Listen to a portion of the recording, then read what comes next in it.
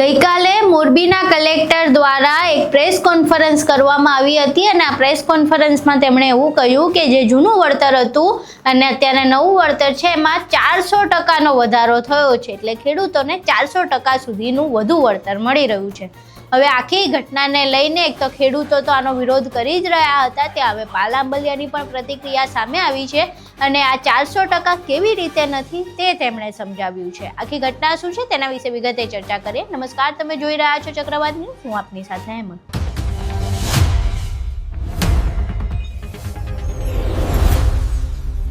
ગુજરાતમાં છેલ્લા ઘણા સમયથી વીજ પુલની સમસ્યાને લઈને વિરોધ થઈ રહ્યો છે। ખેડૂતોનું કહેવું છે કે વીજ કંપનીઓ જે કહે એ નહીં, પરંતુ માર્કેટ ભાવનું 4 ગણું વળતર અમને મળવું જોઈએ। હવે આખી ઘટનામાં વેગડવાવ ગામની એક ઘટના સામે આવે છે, જ્યાં એક ખેડૂત દ્વારા જે સરકારે પરિપત્ર બહાર પાડ્યો અને એ મુજબ 2 ગણું જે વળતર હતું એ લેવા તેઓ સંમત થયા અને તેમણે એ પ્રકારેનું વળતર લીધું। આખી ઘટનામાં એક ખેડૂતે પોતાના પૂરતી આ વાત રાખી છે, પરંતુ અન્ય જે ખેડૂતો છે તે આ બાબતે વિરોધ કરી રહ્યા છે। હવે આ ઘટનાને લઈને કલેક્ટર દ્વારા પ્રેસ કોન્ફરન્સ કરવામાં આવી હતી। એ પ્રેસ કોન્ફરન્સમાં તેમણે એવું કહ્યું હતું કે જે જૂનું વળતર હતું એના કરતાં 400% વધુ વળતર ખેડૂતોને મળી રહ્યું છે। હવે આ જે વાત છે થોડી મિસલીડિંગ છે, કારણ કે ખેડૂતો 400% માંગે છે, પણ એ વળતર જે જૂનું વળતર હતું એના 400% નથી માંગતા। ખેડૂતો માર્કેટ ભાવના 400% માંગે છે, જે મળી એમને નથી રહ્યા। હવે આ જે આખી ઘટના છે એને વિગતવાર પાલ આંબલિયાએ સમજાવી છે। પાલ આંબલિયા આખી ઘટનાને લઈને શું કહી રહ્યા છે એ સાંભળો। મિત્રો, 4/7/2026 રોજ રાજ્ય સરકારે એક પરિપત્ર કર્યો અને માર્કેટ ભાવના 2 ગણા વળતર આપવાની જાહેરાત કરી। આ બાબતે આમ તો મેં ખૂબ ખુલાસાઓ કર્યા છે કે માર્કેટ ભાવના 2 ગણું વળતર માત્ર આખી લાઇનમાંથી 2.72% ખેડૂતની જમીનને આ લાભ મળશે। બાકીના 97.28% જમીનને માત્ર 30% જ વળતર મળશે। અને મેં બહુ હમણાં જ છેલ્લે જે સ્વમાનમાં મારી તુષાર બસિયા સાથે જે એક ચર્ચા હતી, તો એમાં મેં એના કારણો અને શું કામ અને કેવી રીતે 2.72% જગ્યામાં આ લાભ મળે છે 200%નો, અને બાકીના 97.28% જે ખેડૂતો છે એને માત્ર ને માત્ર 30% જ માર્કેટ ભાવ જે નક્કી થાય એના 30% જ વળતર કેવી રીતે મળે છે એ સમજાવ્યું છે। ફરીથી અત્યારે ખાલી 1 મિનિટમાં એટલા માટે હું સમજાવવાનો પ્રયત્ન કરીશ કે કોઈ પણ વીજ લાઈન લઈ લ્યો તો એમાં 400 મીટરના અંતરે, એમાંય ખાસ કરીને 765 kVની લાઈન 400 મીટરના અંતરે એક થાંભલો આવે એટલે 1 કિલોમીટરની અંદર એ જે ટોટલ 2.5 થાંભલા આવવાના છે। હવે એની સરેરાશ 25x25 મીટરની જગ્યા થાંભલો રોકે છે। સરકારે એમ કહ્યું કે એ થાંભલામાં અમે 1 મીટર વધારે આપશું, એટલે 25 ને 2 27 થાય, એટલે 27x27 એટલે 729 ચોરસ મીટર જગ્યા એક થાંભલામાં એ રોકાય છે।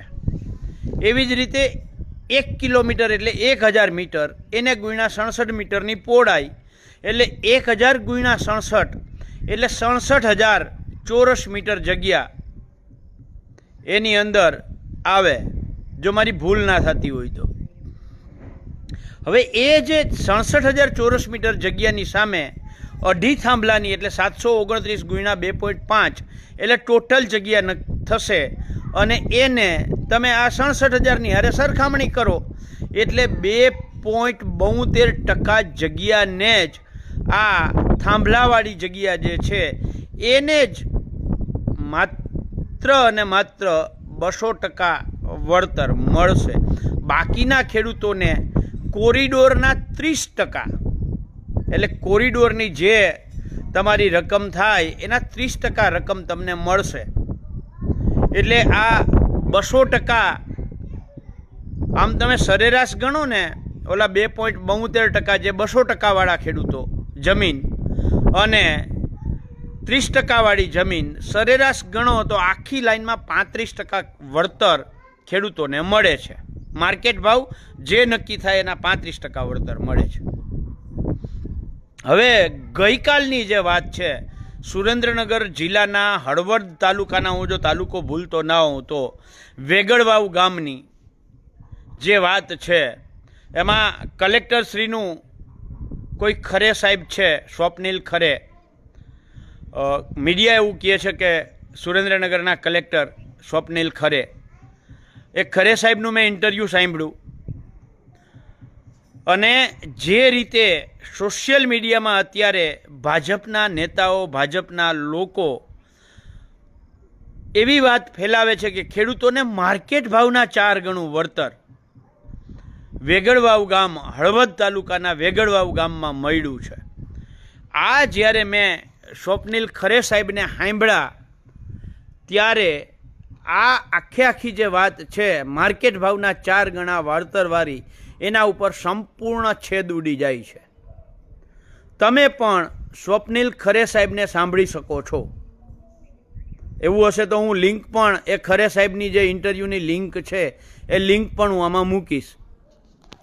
એ હળવદના વેગળવાવ ગામમાં આ 4/7/2026નો પરિપત્ર આવ્યો, એની પહેલાં ત્યાં માર્કેટ રેટ કમિટી નહીં પણ DLVCએ એક કિંમત નક્કી કરી હતી અને હળવદના ખેડૂતો, ધાંગધ્રાના ખેડૂતો આ તો લડાઈ કરતા હતા કે ભાઈ આ DLVC અમને કોઈ કાળે મંજૂર નથી, કારણ કે આ જ DLVC જ્યારે મોરબીમાં કરે છે ત્યારે અલગ ભાવ નક્કી કરે છે, હળવદમાં અલગ ભાવ નક્કી કરે છે, ધાંગધ્રામાં અલગ ભાવ નક્કી કરે છે, એટલે અમને DLVC કોઈ કાળે આ મંજૂર નથી. જે ખરે સાહેબની વાત તમે સાંભળો તો એમાં એ બહુ સ્પષ્ટતાથી અને ચોખવટ કરીને કહે છે કે અગાઉ DLVCએ જે 14 લાખ રૂપિયાની આસપાસ ભાવ નક્કી કર્યો હતો એના 58 લાખ રૂપિયા થયા છે. એનો અર્થ એવો કે એ માર્કેટ રેટના 4 ગણા નથી થયા.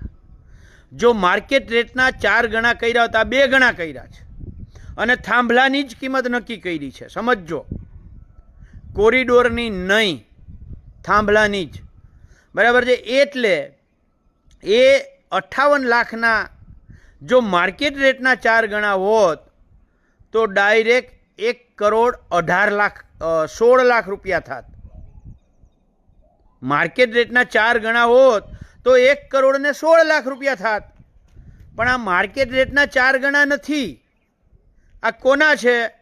તો કે અગાઉ જે કિંમત કંપની અને DLVCએ સાથે મળી અને જે કિંમત નક્કી કરી હતી 14 લાખ રૂપિયા, એમાં માર્કેટ રેટ જે આ થયું, MRC જે બની, એ MRCના આધારે જે કિંમત નક્કી થઈ એ 58 લાખ રૂપિયા નક્કી થઈ છે.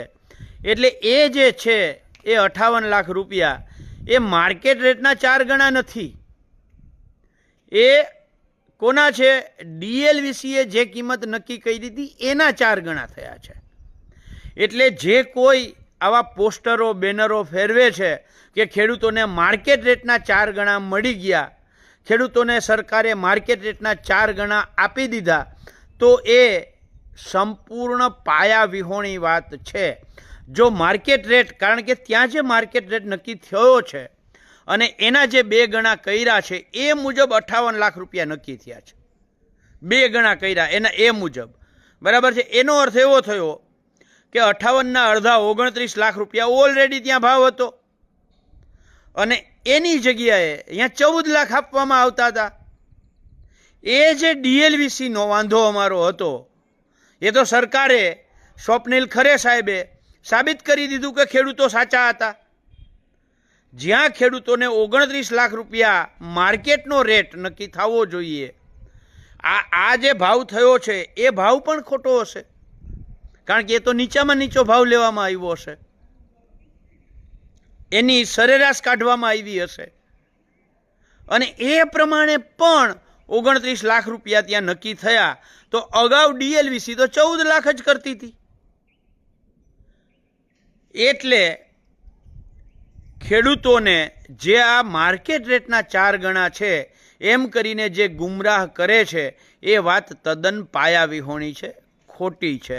અને સરકારે, સ્વપ્નિલ ખરે સાહેબે પણ સ્વીકાર્યું, પહેલાં 14 લાખ રૂપિયા DLVCના નામે અમે આપી એટલે ભલે એણે એમ નથી કહ્યું કે અમે ખેડૂતોને છેતરતા હતા, ખેડૂતોને મૂર્ખ બનાવતા હતા કે ખેડૂતો હારે દગો કરતા હતા, આવું નથી કહ્યું.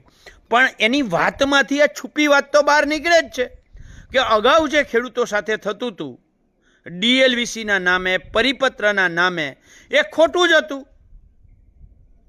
ખેડૂતો જે માંગણી કરતા હતા માર્કેટ રેટના 4 ગણા, એ વાત સાચી હતી. એ વાત તો આ પરિપત્ર ઉપરથી સાબિત, આ ખરે સાહેબના ઇન્ટરવ્યૂ ઉપરથી સાબિત થઈ છે. એટલે મને ગઈકાલથી બહુ બધા ખેડૂતોના ફોન આવ્યા છે, પણ જ્યાં સુધી મારી પાસે સાચી વાત ન આવે ત્યાં સુધી હું પણ કેમ કહી શકું. બહુ બધા ખેડૂતોએ મેસેજ કરીને, આજે ઇન્ડિપેન્ડન્સ ડે છે,